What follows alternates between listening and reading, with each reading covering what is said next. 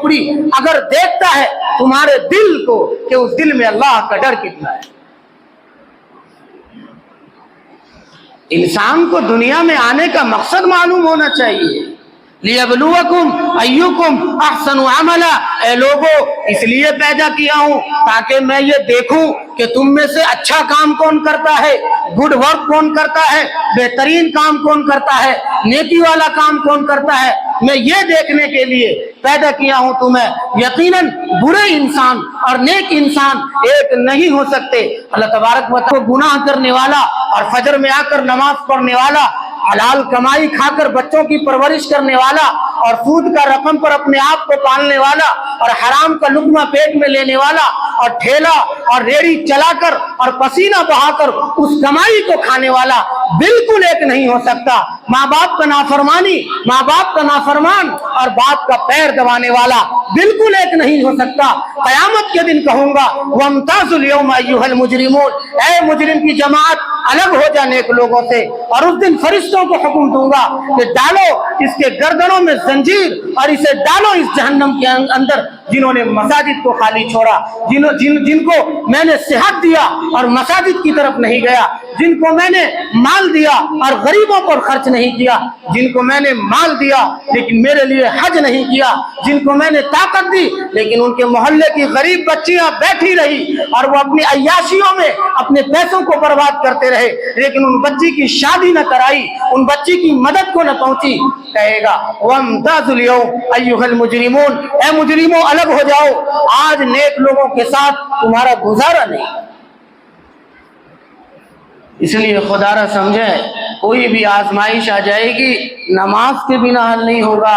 सहाबा कहते हैं कि हमें जब नमाज की खुशखबरी मिली इतना खुश हुआ कि सुभान अल्लाह, अल्लाह ताला से लेने का, अल्लाह से मांगने का, अल्लाह से बात करने का मौका मिल गया, एक रास्ता मिल गया कि जब नमाज की बारी आई तो जनाब मोहम्मद रसूलुल्लाह सल्लल्लाहु अलैहि वसल्लम को अल्लाह ताला ने सातों आसमानों को पार कराकर, सिदरतुल मुंतहा को पार कराकर अपने पास बुलाकर कहा, ऐ नबी लीजिए 50 वक्त की नमाज। अंबियाए किराम ने कहा, अल्लाह के नबी आपकी उम्मत कमजोर है, 50 वक्त की नमाज नहीं पढ़ सकती। वो अल्लाह के नबी वापस जाकर कहे और कम कराते कराते 5 वक्त की नमाज इस उम्मत पर फर्ज हुआ कि अगर जानबूझकर भी छोड़ दे, हदीस में आता है कई करोड़ साल उसे जहन्नम में जलना पड़ेगा। थिएटरों में जाकर फिल्म देखने से बड़ा गुनाह नमाज का छोड़ना, सबसे बड़ा गुनाह जानबूझकर नमाज छोड़ना। मन तरका अस्सलात मुतअम्मिदन फक़द कफ़र, जिसने जानबूझकर नमाज छोड़ी उसने कुफ्र किया। और अल्लाह के नबी सल्लल्लाहु अलैहि वसल्लम ने फरमाया कि जो मुसलमान 3 जुमा लगातार छोड़े काफिर हो गया, उसको चाहिए कि तौबा करके नए सिरे से ईमान में दाखिल हो। आज कितने मुसलमान हैं चकला निर्मली में, हम जानते हैं कि वो जुमा तक नहीं पढ़ते। अभी आप देखेंगे असर में कितने लोग आते हैं। एक शख्स लिए डरे अल्लाह से। शैतान अल्लाह का बहुत करीब बंदा था, शैतान अल्लाह का बहुत इबादत करने वाला बंदा था, शैतान हमेशा सजदे में सर रखता था लेकिन एक सजदे से इनकार किया। अल्लाह ने कहा आदम को सजदा करो, कहा नहीं कर सकता, ये मिट्टी से बना, मैं आग से बना। आग मोतबर है, आग पावरफुल है, आग जलाती है घरों को, आग दुनिया को उजाड़ती है, आग ऊपर को जाती है, इसलिए मैं बड़ा हूँ, मिट्टी नीचे गिरती है, आदम मेरे सामने कुछ नहीं, मैं सजदा नहीं करूंगा।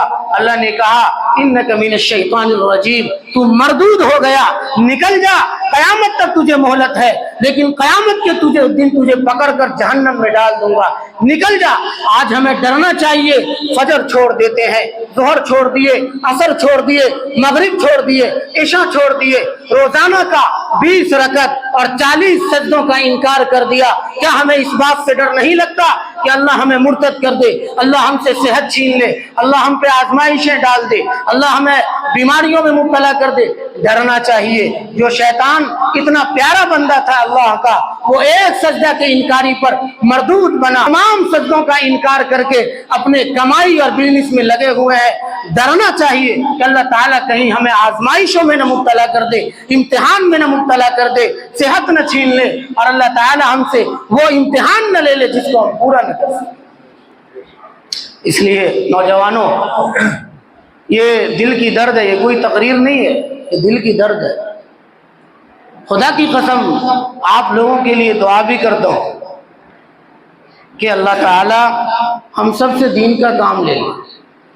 اگر آپ کا کوئی دوست نشہ میں ملوث ہے، آپ ان سے ملاقات کروائیں، ان کا نام بتائیں، ان کے گھر جا کر ملیں گے، کچھ نوجوان ساتھ آئیں، ایک ہو کر اسے لائیں۔ ماں باپ رو رہے ہیں کہ بچے 10 سال کے، 12 سال، 14 سال کے ڈرگس لے رہے ہیں، ہیروئن، افیون، گانجا لے رہے ہیں، سگریٹ پی رہے ہیں، نشہ کے طرف جا رہے ہیں۔ ارے بھائی، جب وہ نشہ کرنے لگا اسے کیا معلوم بیٹی اور ماں میں کیا فرق؟ ایک انسان اگر نماز چھوڑ دیا ایک گناہ، کسی کو قتل کر دیا ایک گناہ، لیکن اس کو شراب پلا دیا جائے تو نشہ میں وہ، اور اسے کیا پتا کہ ماں بیٹی کی شکل، بیوی کی شکل کیا فرق ہے۔ اس لیے یہ شراب سے دور بھگایا گیا، شراب کو گندا چیز بتایا گیا، اور اس شراب سے دور رہنے کا اللہ نے حکم دیا۔